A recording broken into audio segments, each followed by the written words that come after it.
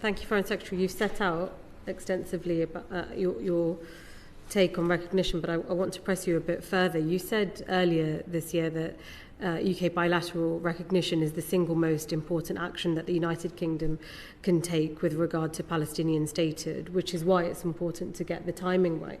But on this issue of timing, what is the right timing? So you've set out a few things earlier, but we seem to be holding Palestine to a different standard that we hold the rest of the world to. There are several states or several countries around the world who do things that we perhaps don't agree with. There are contentious situations going on in many states in the world. But when it comes to the recognition of Palestine, and what we've said is the inalienable right of the Palestinian people, we put several markers down on timings, or there's always, what the public may say, is always an excuse for why the timing isn't right. If there were three tests, what are the three tests for the timing to be right? Again, I've got to step back because this is not a binary question. This committee, when I was last here, were concerned about the humanitarian catastrophe in Israel, the aid situation in Israel, and the committee has historically been concerned about the funding of UNRWA. I restored that. This committee has been concerned about arms sales to Israel, and I took the sober decision back in September of suspending arms sales to Israel that could be used in Gaza.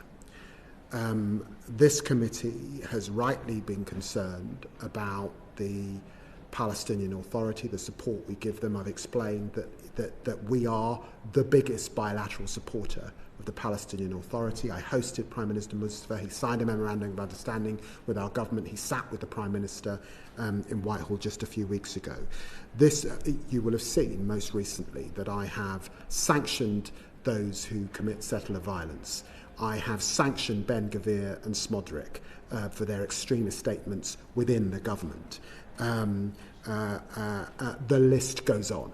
So that's what I've done in office. Can I just hang say... on a minute. No. Let me finish I just want to make it clear. We absolutely appreciate what you've done, but it is our job to continue to push you and never to be satisfied. That's what we do. Precisely. So on the question you raise around recognition, I'm not going to set a time frame because I've explained that this is a moving, live situation.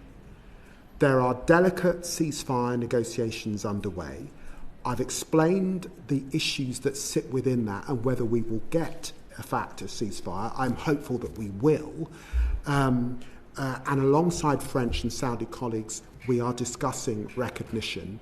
But my indication and my instinct is I actually want things to change the situation on the ground. I don't think I and the committee disagree with that, but there will be a judgment call, and I'm not going to tie myself to a calendar because it's convenient for a soundbite. There's a judgment call that quite properly you would expect the government to think very hard about.